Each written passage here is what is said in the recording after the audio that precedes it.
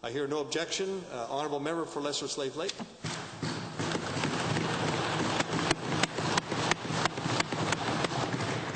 Thank you, Mr. Speaker.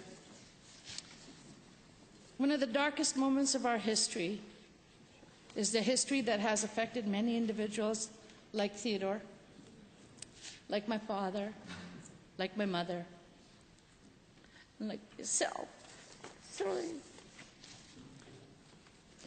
But also many nations, and its effect has been felt and will continue to be felt for many generations. As a result, we have experienced many ills in my community. Ills that we've had to live with. Mr. Speaker, I was a small girl, a tiny girl. When I was born, I was 2 pounds.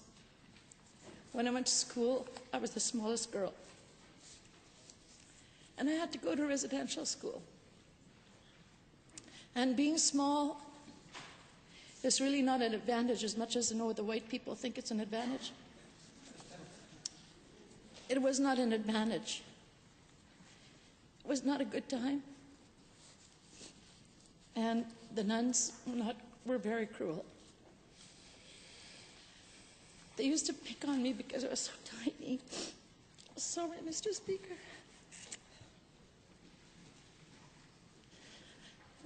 And there were many times that I was hit by a ruler. And it was always across the back. And I do have scars for that. But I did get through it. It was no fun. But I was probably the least of those that were affected by physical abuse.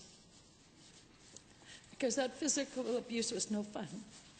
But I had a protector, and that protector was very good.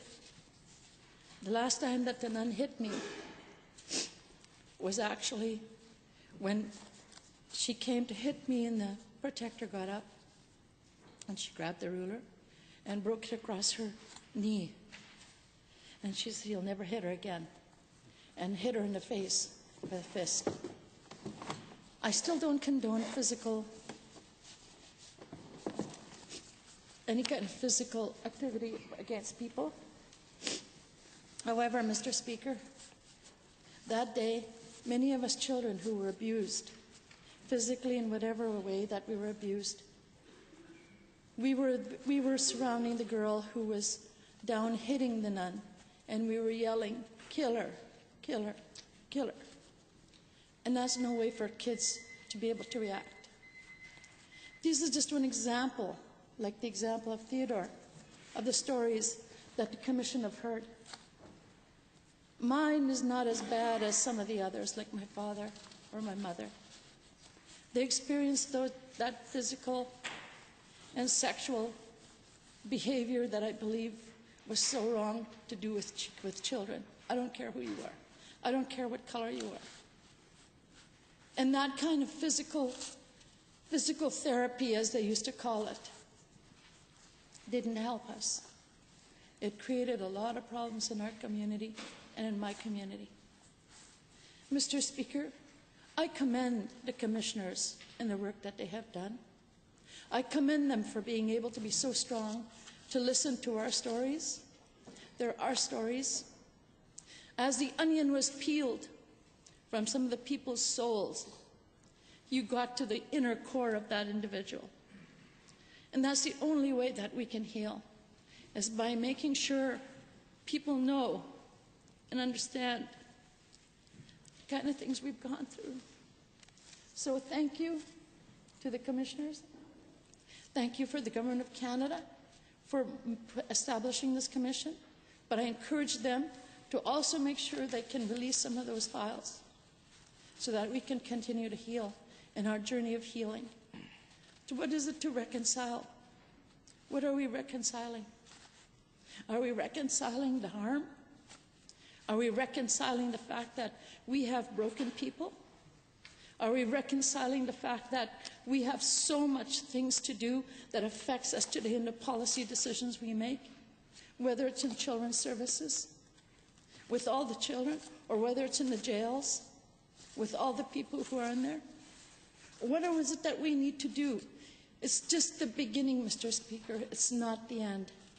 It is the beginning, and it's up to us as people who make policies to be able to ensure that we continue to do that, that we will make sure that other children do not get harmed in this way.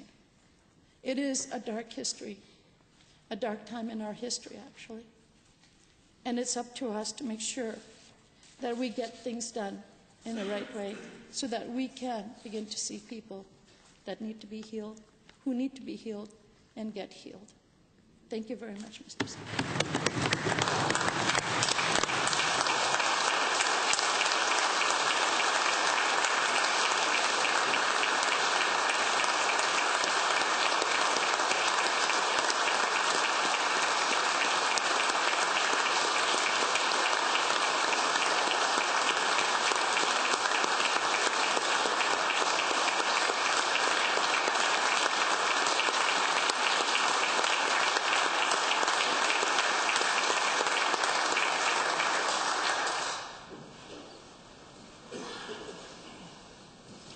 Thank you, Honourable Member.